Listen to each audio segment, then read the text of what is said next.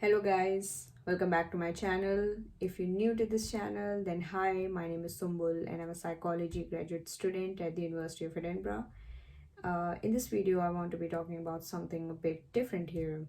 So lately, I've been thinking a lot about happiness, what makes us all happy, what doesn't make us all happy, and as we all know, that the mental health crisis is going on everywhere, especially if things are not really good in the Western countries. And so I've been reading this book by my favorite writer of all time. His name is Yuval Noah Harari. This book is Homo Deus. It's basically about the future of Homo sapiens. You should also check out his books, other two books actually, Sapiens and 21 Lessons for the 21st Century. So if you're interested in the kind of stuff that talks about how humans actually managed to survive throughout thousands of years and where is it that we are heading and how things are for us in the present, and I recommend his books. You should definitely check them out. So I was just reading this book, I guess, a couple of days back, and I just came across a paragraph and I just want to read it to you. So it's page 40, and it's the new human agenda, excuse me.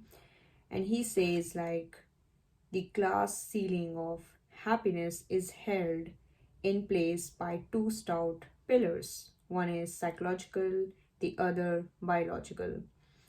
On the psychological level, happiness depends on expectations rather than objective outcomes. Very important.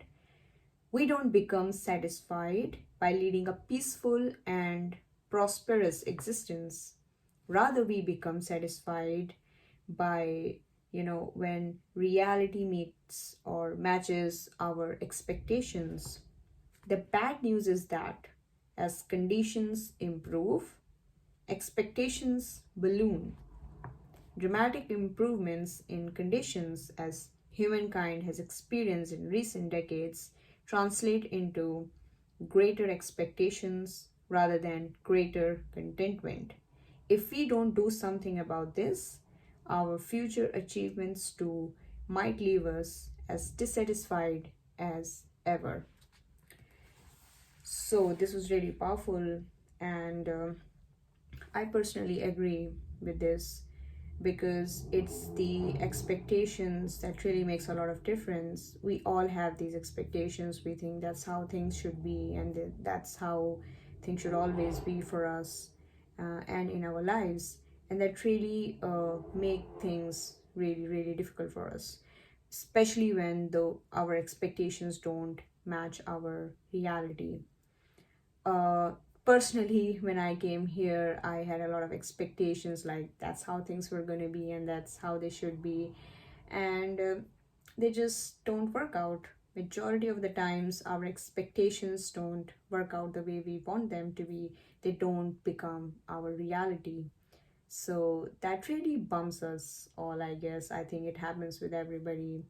And I know we've been learning about this, listening to this, that don't have expectations, don't have expectations. Honestly, I don't think it's ever possible for us to not have expectations, but I do think that we can try at least a little bit. We can try to keep our expectations as low as possible.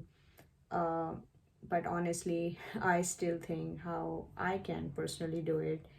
Uh, but it's really not an easy job. It's actually a Herculean task for us as sapiens. I think it's been I think it's a fault of evolution and we should really blame evolution for all these things. But no matter how things are and how bad things become, we always have these expectations.